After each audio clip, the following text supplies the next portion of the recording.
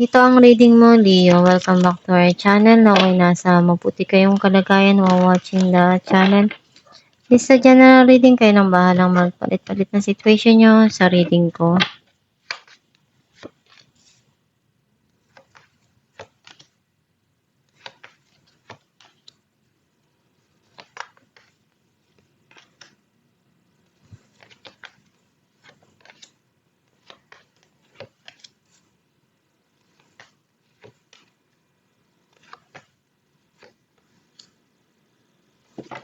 At the bottom of the deck, Five of Swords.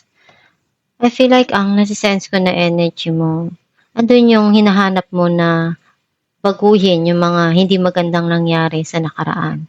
Gagawa ka ng paraan para mapaayos mo or mapabuti mo yung mga sitwasyon. Ang mensahe ng card mo, nakikita ko na andun yung pagbabago na mangyayari na ibibigay dun sa mga papasok na situation sa buhay mo. Meron ditong darating na gustong-gusto mo, matagal mo na itong hinihintay or meron kang wish na ibibigay sa'yo.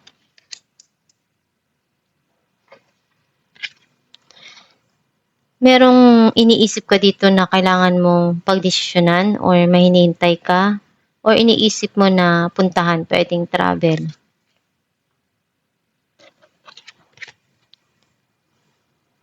Nakita ko na nagiging stable yung financial.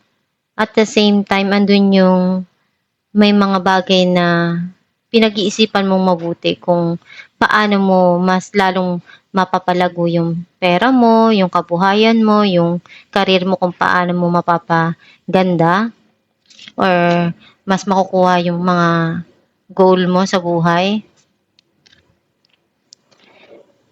May mga panghihinayang para sa'yo or nalulungkot ka dun sa mga nangyari sa nakaraan.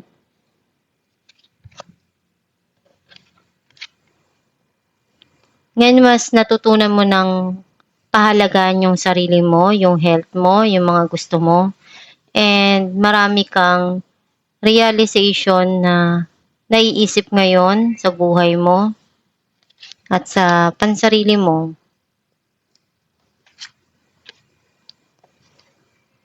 May mga bagay na ngayon mo naisip na kung ano yung gusto mo talagang mangyari sa buhay mo. And sometimes, maaring may tao na nagbibigay sa'yo ng payo na makakabuti do sa mga pumapasok na sitwasyon sa buhay mo ngayon. Pinupunuan mo yung mga pagkukulang and andun yung gagawin mo lahat ng makakaya mo para maibigay yung best mo sa bawat sitwasyon na papasok sa buhay mo. Clarify natin na ang death. Four of Cups and Eight of Pentacles. Meron darating dito na offer para sa'yo, connected sa trabaho. Andun yung lalo kang nagsusumikap and darating dito yung transformation or changes na hinahanap mo. Clarify natin ang Three of Wands, Four of Wands and King of Cups. Andun yung pagmamahal na nasa puso mo o dito sa taong to. And masaya ka na kasama mo yung mga mahal mo sa buhay, ini-enjoy, may celebration, or may prosperity na darating dito na matagal mo nang gustong makamit or makuha. Clarify natin ang Five of Cups, Ten of Pentacles and Temperance. May abundance na darating dito para sa'yo. Kailangan mo lang habaan yung pasensya mo. Yung mga nangyari sa nakaraan na wala na, wag mo nang isipin yun. Ang mahalaga kung ano yung meron sa ngayon na ibibigay sa'yo. Andun yung long-term na stability sa relationship or sa financial. Darating din yung blessing para sa'yo o yung swerte na para talaga sa'yo. Clarify natin ang The Hierophant, Three of Wands and Nine of Cups. Wish granted. Ano yung talagang gusto ng puso mo ibibigay sa'yo. Nakalaan yun para sa'yo. And may mga bagay ka dito na gustong gawin or kailangang harapin at pagdesisyonan. Clarify natin ang Nine of Cups. Queen of Pentacles and Strength. Mas matatag ka na ngayon. Kung ano yung mga nangyari sa nakaraan, yun yung naging aral para sa'yo. At meron ka ditong iniisip na pag-imbisan or ibibigay mo yung makakaya mo. At makakatulong yung para sa'yo. Some of you, nakikita ko na nag-grow yung financial mo. Ginawa mo lahat ng makakaya mo dun. And isa ito sa talagang matagal mo nang hinihintay, pinangarap mo, at makakamit mo rin. Clarify natin ang King of Pentacles. King of Swords and Four of Cups. Meron ditong tao na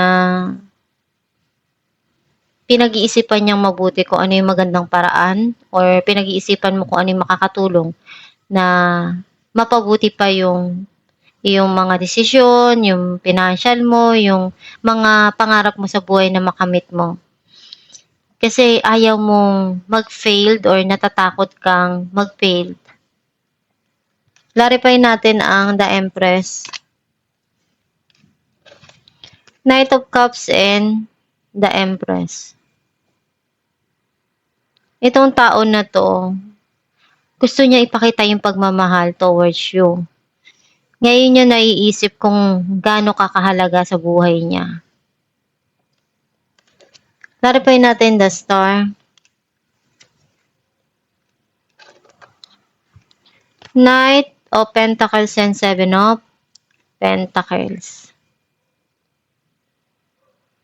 You're thinking about to invest again or iniisip mo kailan kaya darating yung panahon na makikita ko rin kung ano yung mga pinaghirapan ko. Kung ano yung deserve ko. Kung ano yung para sa akin. And ginagawa mo lahat ng pagsusumikap para ma-achieve mo yung goal. Marami ka pang gustong maabot sa buhay. At gagawin mo lahat ng makakaya mo para sa sarili mo at sa mga mahal mo sa buhay. Kasi marami ka pang gustong makamit or magawa para sa trabaho mo, para sa mga mahal mo sa buhay. Kung ano yung makakaya mo, ibibigay mo. Alamin natin kung anong mensahe ng iyong gabay.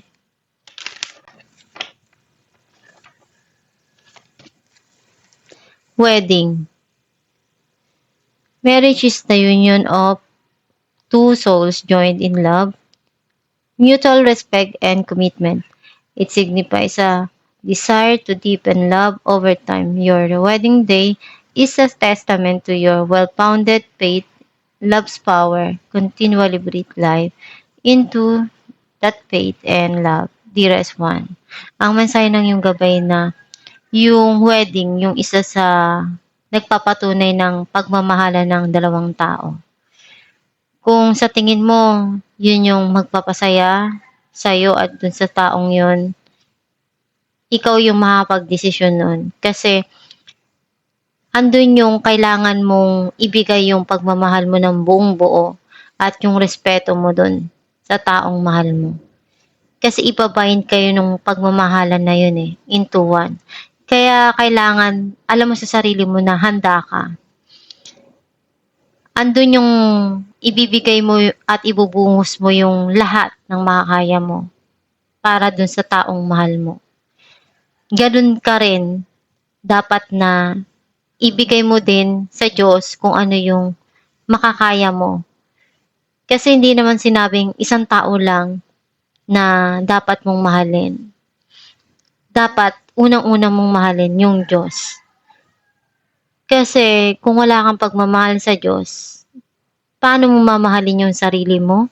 Paano mo mamahalin yung mahal mo o yung pamilya mo kung kulang yung naibibigay mong pagmamahal sa Diyos? gawin mo lang palagi yung makakaya mo at magdasal ka lang palagi, kumonek ka sa Diyos Ama, magdasal ka kung ano yung mga kailangan mo, ano yung gusto mong mangyari sa buhay mo, kung ano yung kailangan mong gawin sa buhay mo. Ikaw at ang Diyos Ama lang ang tanging makakaalam nun. Basta gawin mo lang palagi yung tamang paraan na magagawa mo para mapabuti yung buhay mo, yung maabot mo yung goal mo, and pagsumikapan mo lang palagi para maabot mo kung ano yung mithiin mo sa buhay. Magdasal ka lang, nagabayan ka sa bawat tatahakin mong landas. At itong yung reading, Leo, kung nakaresonate ka, kindly comment down below. Thank you for watching.